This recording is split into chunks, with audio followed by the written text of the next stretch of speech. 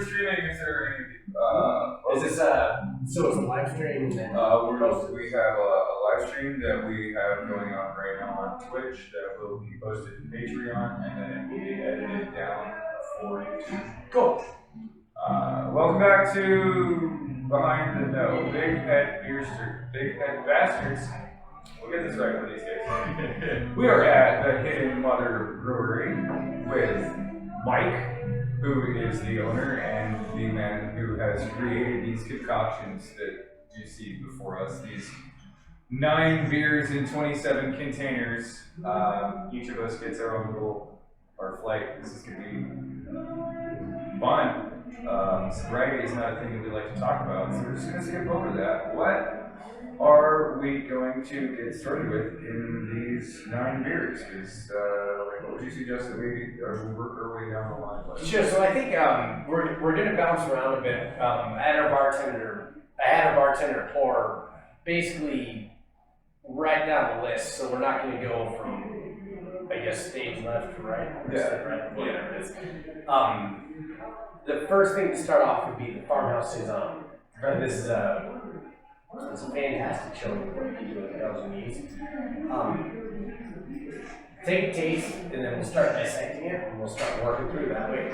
So, let's see. The Farmhouse Saison is right before that. So this should be the Farmhouse. Alright. There we go. Cheers, guys. What we're looking for is a little bit of funk, almost peppery notes, almost like a clove into not quite a banana, but sort of an ester kicks like that. There's definitely banana. That's definitely Belgian. Yes. Not fans? I'm just not a big fan of the Belgian yeast profile. Like it smells. We have a thing on our Patreon that the 2 of our Patreon members have already tried to get to the goal. If we make $200 in 1 month of Patreon, we will do an entire episode of Belgians. No, you gotta have me on that one. Oh yeah, Jump on that completely. Also, one of the things that we will do if we get enough money from people on Patreon is go out to Kirkland Abbey because that's all they fucking do is Belgium. You said Selkirk? Selkirk. So I run some restaurant there. So Oh, right on. that doesn't really. We'll be talking to you guys if you're in Selkirk. Right on. nice.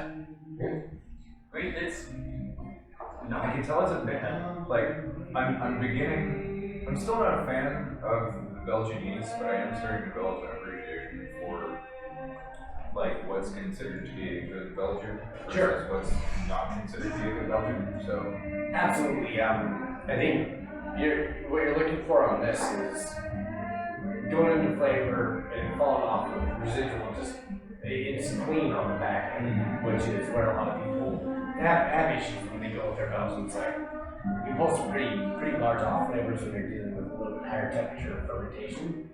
And most Belgian yeast are asking for a higher temperature fermentation. yeah.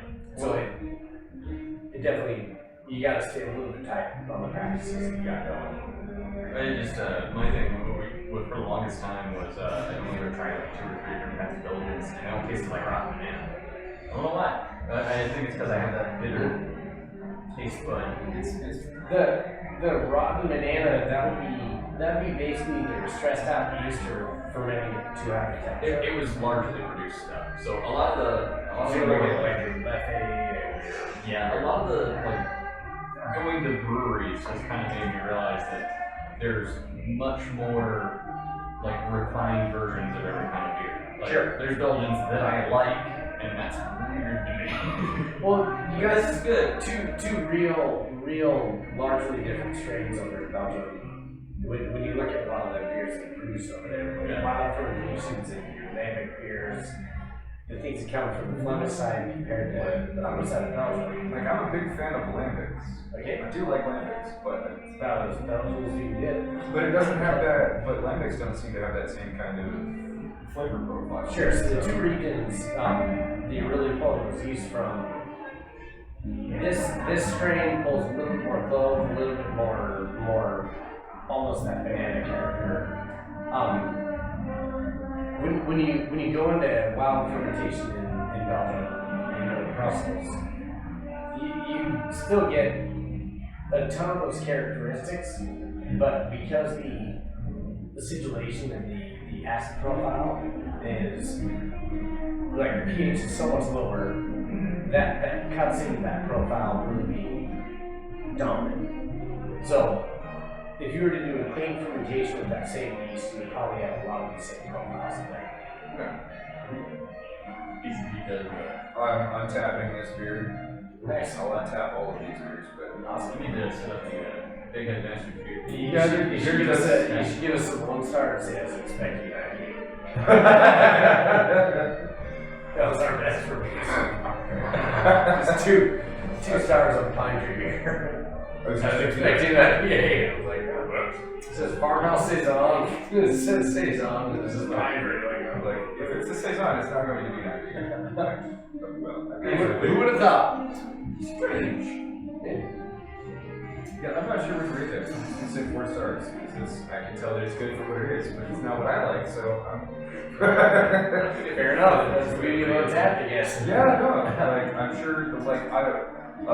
A friend of mine is a huge fan of Belgians, and he keeps trying. He's like, try this one, try this one, try this one. And I'm still. It's not my favorite thing. I think as far as saisons go, I think that's a fair assessment. I think 4 star on that is decent.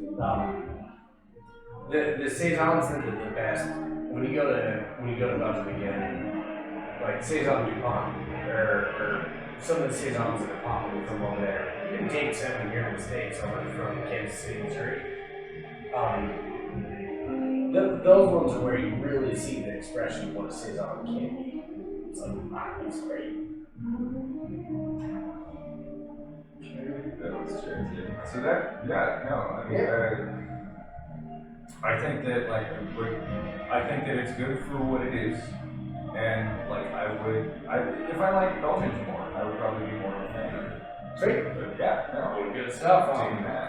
So with how we're doing this, do you guys want to just pound these, or do you want to keep them? Well, keep them so we can bounce I'm just back. gonna bounce back and forth a little bit, probably go from there because Our rule, like with typical I episodes, was jackass over here managed to make the rule for most of our episodes. We just corrected it with that short yeah, thing. the rule for the home shows Is you have to finish your entire beer. you have to finish all of it. I'm best. No, yeah. I will probably do that here in a little bit, but I want to make sure that I'm gonna taste them all. Yeah, this will. Okay, so this is my row. That's your row. That's your row. So our next guy is a Belgian blonde.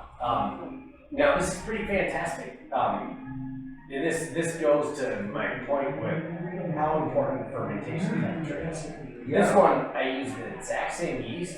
I propagated off of this beer to make that farmhouse saison with essentially the same recipe. And just by changing the fermentation temperature, boom. It tastes like I prefer this to that.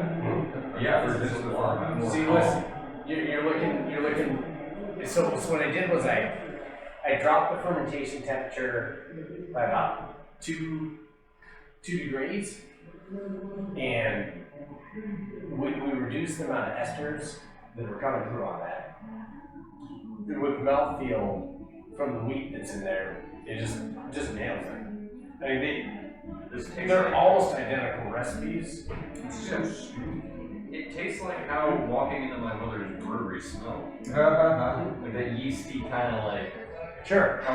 Your mom's a professional brewer. Right. Or not a professional brewer, professional baker. Right. Well, so I ran a bakery 11.5 years. Oh wow. And that's where the background kind of came. Yeah, that makes sense. The yeast condition, like fermenting, and fermenting. That's actually one of the things that we did want to actually bring up. Is like some of what got you into brewing beer. What made you decide to? Well, I loved being in the bread industry. And worked really hard in that industry, like crazy hours.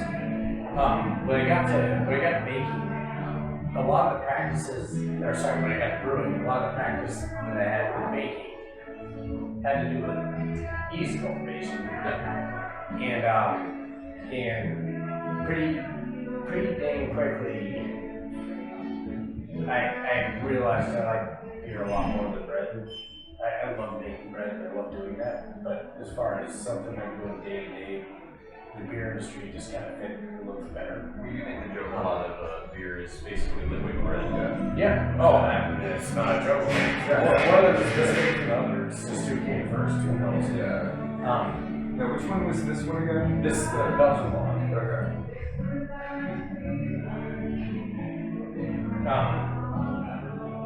This is gonna be all my calorie intake for like the entire day. That's your own damn problem. Yeah. Well, it's probably not gonna be because I'm gonna get very hungry once we're done with this. I always end up eating after these shows. We serve food, so. You had more gluten-free stuff, and that sounds pretty good. Cider. That's okay. No, I mean like gluten-free food. Cider. We got tons of it.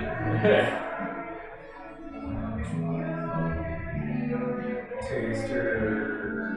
I think it's terrible person. I'm not doing any kind of tasting notes or anything. Just saying that I don't I'm really lazy about my Untapped stuff. I don't really ever give a review. I don't write anything down. I'm just like, yeah, 3 stars, 4 stars, 5 Follow stars. Randy Cockwood on Facebook. Nice. Yeah, look for Captain Cockaway. You'll probably find me. Yeah, no, Untapped would be a fun one. This is kind of becoming a pirate feud podcast. We're both pirates from back in the day. Like, we did Renaissance Festival, and we're literally the 2 drunk pirates. That's So pretty much any. it's like I know how it is being a drunk pirate. we're going to come to your brewery. Give us one. It's a fantastic beer. It's not too long. Yeah, no, that's very. Very calm for what Belgium It is so I think what I'm gonna do is I'm gonna work us through the Belgian yeast first, and then we'll go into we'll keep that podcast going. So it might seem sort of counterproductive or backwards. Let's jump over to the Black Saison, which will be that should be that.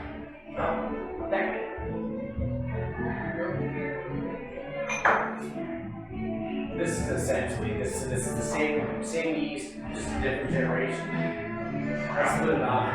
The dramatic change. It's gorgeous. You still get all those yeast textures coming through with a good little funk backbone on it, and just crushes it. I do a little bit of smoke malt there, just a very tiny amount, just to get a little bit of smoke in that texture and profile. And the smoke really is not overpowering at all, which is a thing that I find a lot of smoked beers do. It's just too damn much of that. Sure. It's like I'm drinking beer while also having camping. There you go. Well, ideally when you're camping, you're drinking beer, so Well, why not interchange them? Never one of those trailer campers. I go out there with a canvas tent and some logs. Yeah, that way to go. Again, super clean, not It looks really good. So what I'm doing, I knew you guys weren't super into Belgians, and that's why I'm pushing super hard on Belgium right now, because all these profiles are just gonna start popping off, and this is a little appreciation.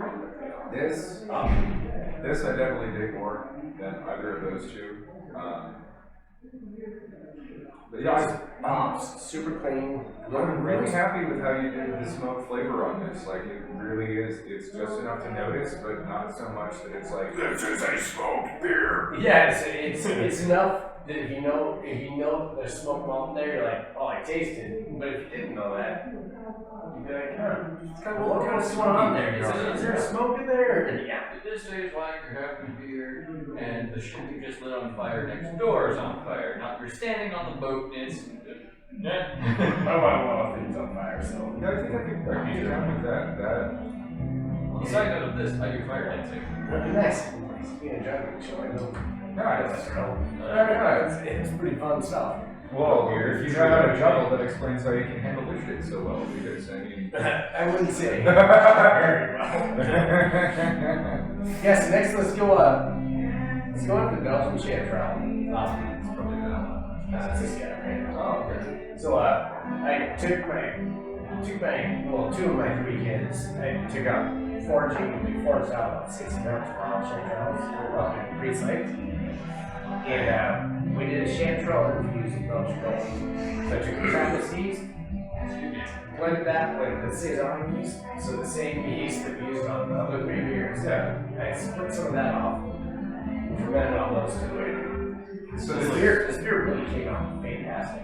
It's like a chemistry experiment. that's beer. Yeah, it is. That is a beer. experiment. It's a delicious chemistry experiment.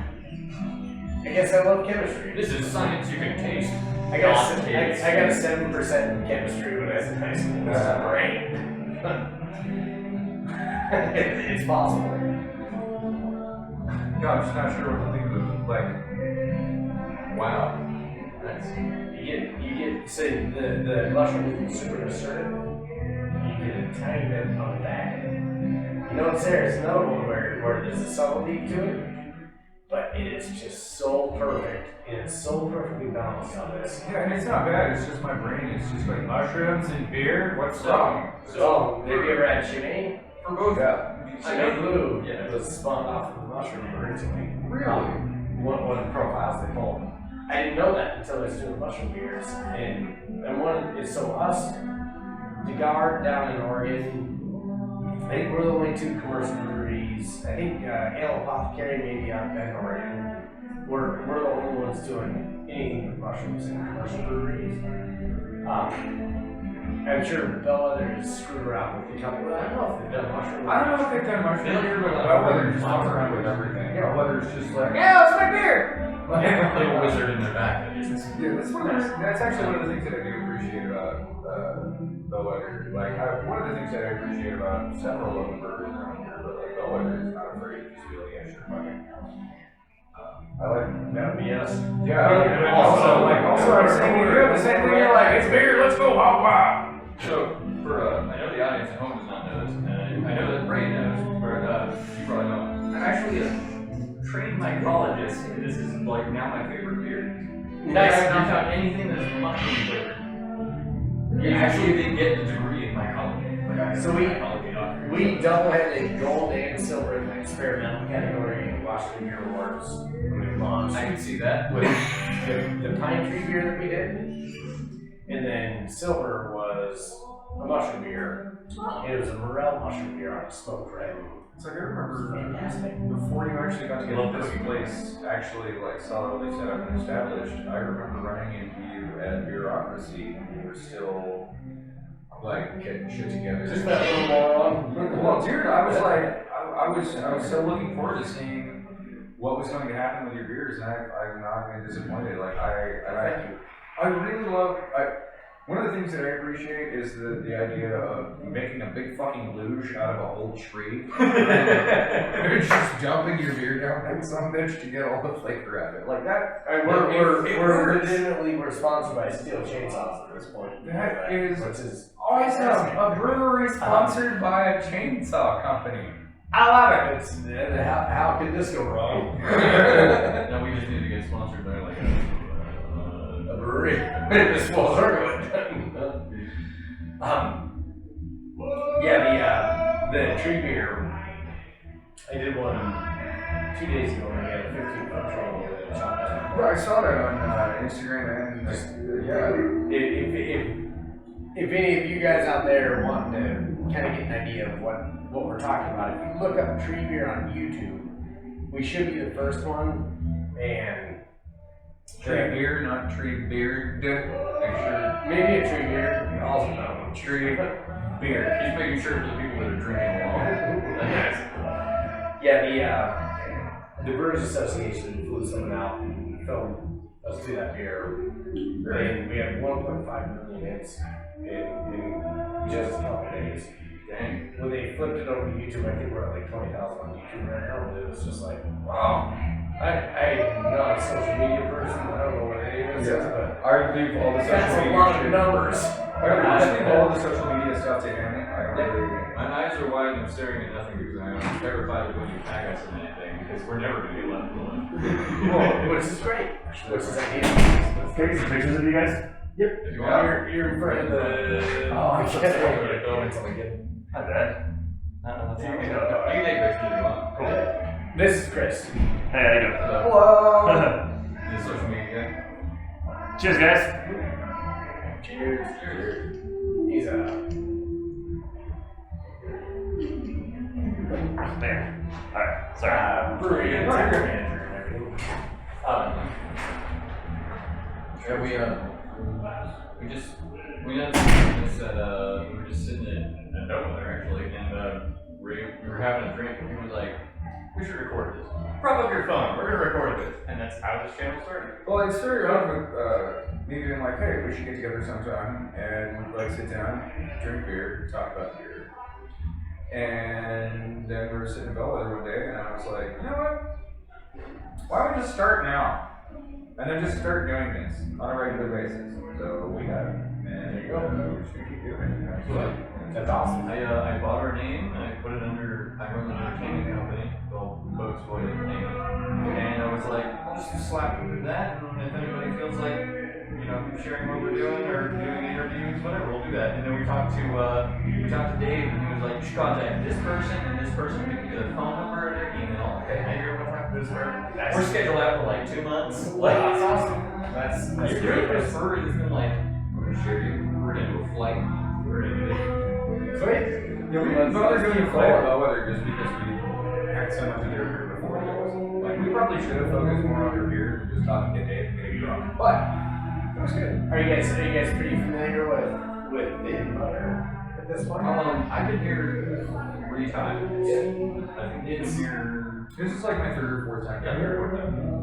Now, So so far, far, just because. even like the Belgians, when I first tried it, I had like an initial fear of like, I don't like Belgians. And then I tried your guys' and I was like, alright, I like these.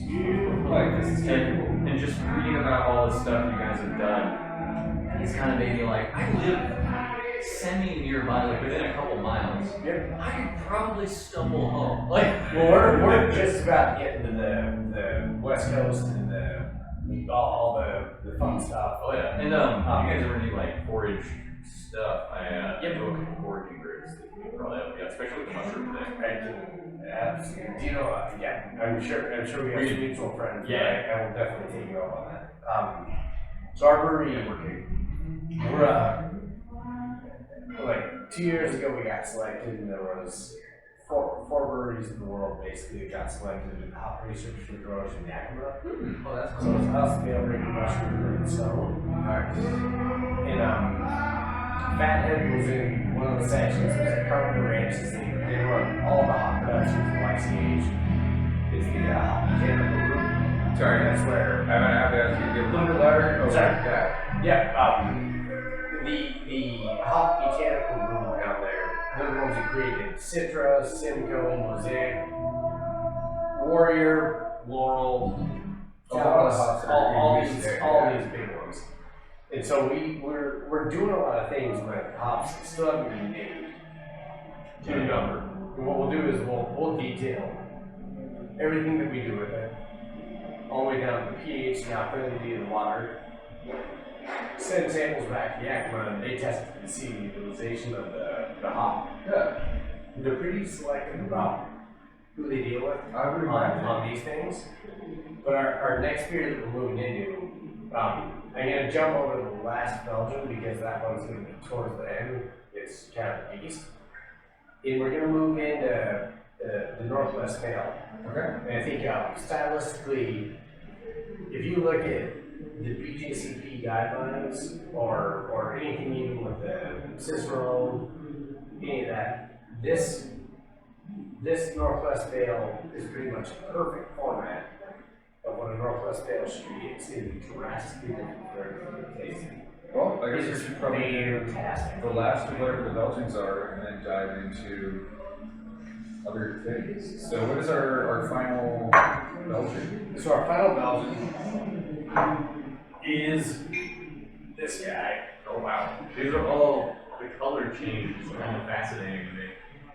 I'm gonna need to come back and that. This beer is vicious. It looks I like to. This is the one that's almost 11%. That's what I like to see. Yep.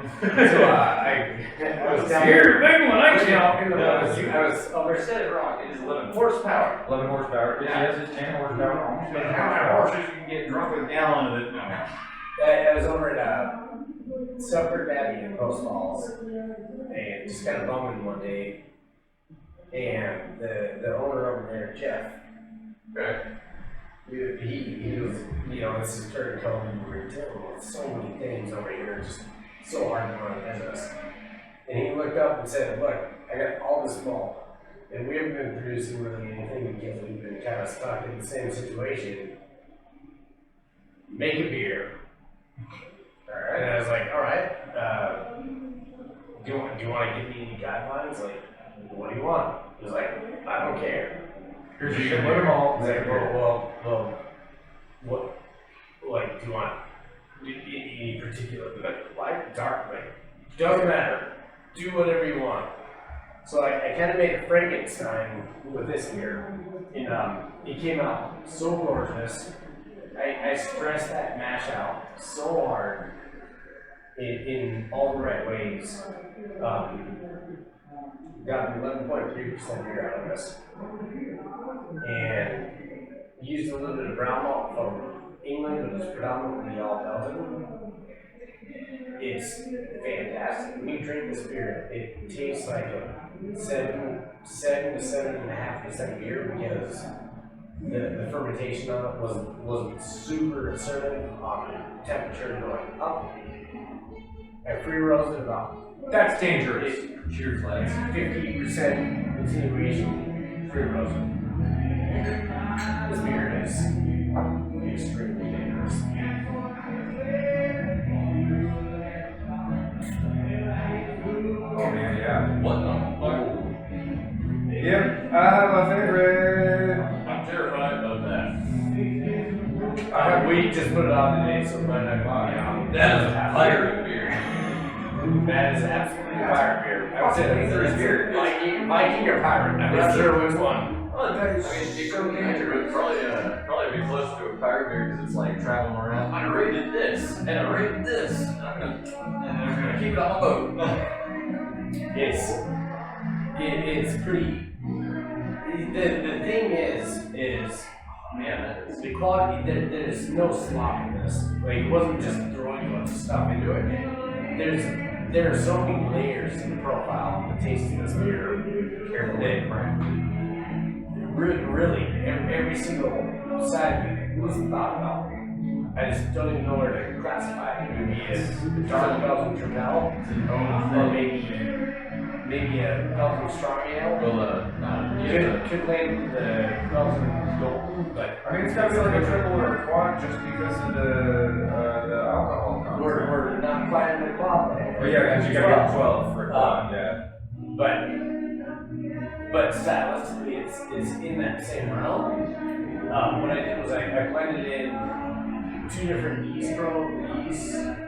I used a Saison and then a Trappist yeast. I blended those 2 and fermented this.